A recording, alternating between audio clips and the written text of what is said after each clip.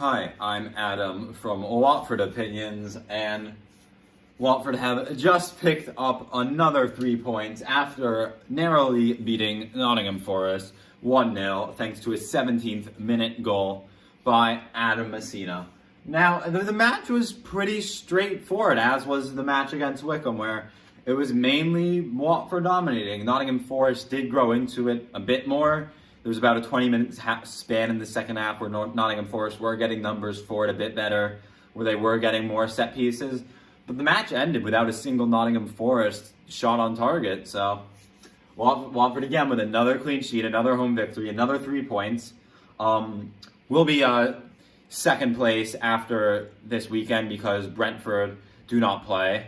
They make up their match later in the season.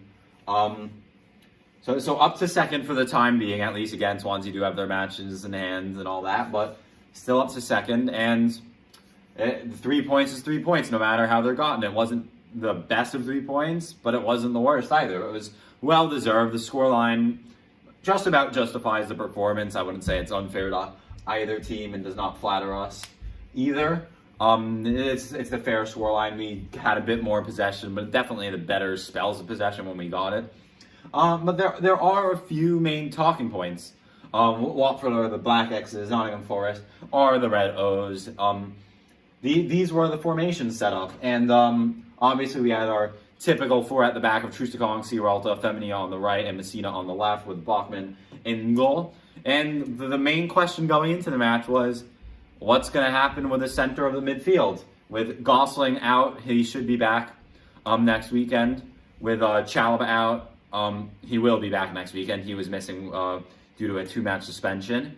Who's going to play in the midfield? Because obviously Cleverley's now out as well until after the international break. So Will Hughes was going into the match our only true center midfielder who played a match for us. Senior central midfielder who played a match for us prior to today. So there was questions of whether Carlos Sanchez would start. He didn't, but ultimately he came in and he did pretty well for what he was asked to do. But Hughes played in as the defensive midfielder. But then what was really interesting was seeing the starting lineup with Sema, Zingarnagle, Pedro, Gray, and Sarr. That screamed attacking lineup. And to be fair, it was an attacking lineup.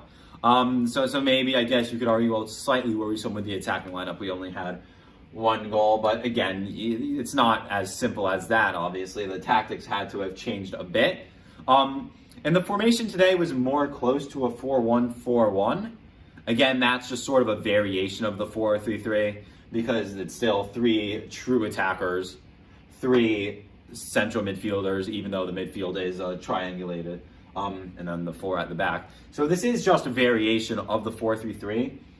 But for the most part, it was, Sema on the left until substitutions were made. Once Hungbo came in, Sema moved centrally. When initially Sanchez came in, Pedro moved to the center forward position, and then Success came in for Pedro. But for most of the match, at least, it was kind of a 4-1-2-3. Zingarnagle, for the most part, there were times he went to the right, but for the most part played as the left attacking mid, even though the right side is more natural, but he was a bit more inverted here. But I felt he did very well, and so too did Pedro as the right attacking mid. And one thing that enabled Watford to do a bit better was encourage more overlapping runs, because we felt many times this season that, well, the right side and the right wing is where all our attacking play is coming from. That's where the goals are coming from. And that is true for today as well. The Sarr, he had Bong on the ropes the entire match. It was Sarr's cross. It was a cross from Sarr, which ultimately led to the Masina goal. But then again, you have to say, well, Masina was up there in the first place. That's a lot more advanced than he usually is.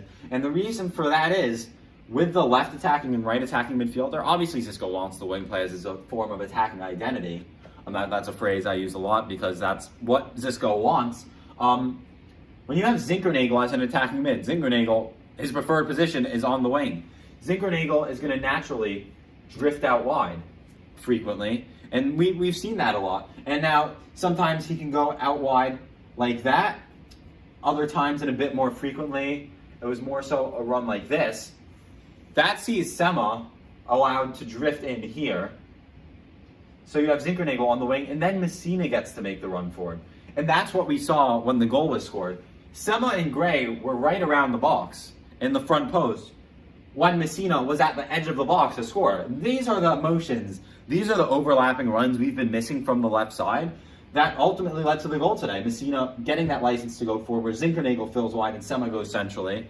Those are the overlapping runs we've missed on the left side, and today, the time we did it, it worked. Again, it was a right side made goal from Sarr doing his typical skinning the left back, but the movement from the left side is something that's been absent for very recent parts of the season, and we saw it today. Masina did well, Sema did well, Zinchenko did well, and it's that little bit of intricacy which is the difference between promotion and not. If we go to the playoffs, that intricacy is going to be the difference. Against most teams, our quality is going to carry us over the line anyway, but when we come up against harder opposition, when games are hard to grind out, and we need that extra bit of creativity, these overlapping runs and these intricacies are what's going to be what does it. And we saw it from the left today, and that was definitely great to see. Another talking point is Andre Gray, and he definitely wasn't his midweek performance. Gray was all right. His hold-up play was mediocre. He was getting into good positions. He had that chance in the second half where Femenia put in a really nice ball, similar to the one he scored against his first goal against Wickham, which maybe he would have wanted to do better. But Gray was all right. He was one of the first people subbed off. The main talking point has to be the midfield and how it worked out. And I'm sure many of us Watford fans are pleased about it. James Garner did not have a very good performance today. He was all right, but no better than Pedro was in the midfield, and Pedro isn't a midfielder.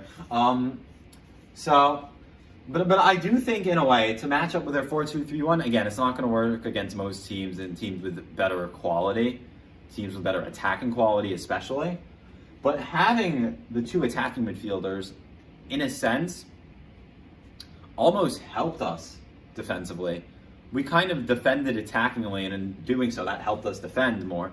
As Garner and Yates today, until Cafu came on, they're meant to be the pace setters. They're meant to be the ones pulling the strings, which is why I guess the United fans call Garner the next Michael Carrick. But by having the two attacking midfielders there, Yates and Garner neither got much time on the ball. So defensively, having the two attacking midfielders, for this match at least, it's not always going to be the case. Teams are going to do different tactics. They're going to have different strengths. In this match, at least, that actually worked in our favor. And then I guess the last main talking point, besides a lot of the midfield dilemmas that were solved and dealt with really well, no other option. Has to be Sarr on Gaetan Bong. I'm surprised we didn't utilize it a bit more in the second half. I would have liked to see it more in the second half. But Sarr was getting the better of Gaetan Bong all match. And again, just to clarify, as you can see, the board, just because of the camera, is backwards. Yes, I know that's the left side for you, but for me it's the right side, which is why it's there. I'll try to adjust in the future and take a mental note of that, but for me this was my right, which is why I drew that there. But this is the right side for me, with Ismaila Sarr on the wing, Gaetan Bong at left back. So just to clarify, this isn't saying Sarr was on the left wing. It's the mirrors, the image is flipped. But anyway, Sarr was getting the better of Bong so much, and honestly, I think we should have utilized that a bit more in the second half. But at the end of the day, the club got the job done. The result Watford deserved, and another 3 points brings us into second for the time being, and with a tough matchup against Cardiff in the offing, away to Cardiff, there's going to be all to play for. The Cardiff are in fine form, as we are, so that'll probably be just as hard, if not a harder test than Bournemouth was. But a performance like today, we did really well, and anything can happen. Anything can happen. That'll be one of our toughest matches for a while, but we have our head of steam being rebuilt. A week off, a week's rest, and us at full strength. We're going to have 3 center midfielders available, but honestly, I don't see why Zinchenko doesn't need to be dropped. He's been doing really well in the midfield. So definitely some decisions for Xisco to make ahead of the match against Cardiff. But, we've been performing well. 2 results, 2 wins. We've deserved back-to-back. Again, not against the hardest of opposition. Matches we should be winning, but should be is still only half the job. Actually doing it is the other part. And the club have done that. So yeah, Watford, get another win. Thank you for joining, and stay safe and have a nice rest of your day and rest of your week. Got a week off until the next match, so enjoy. Thank you.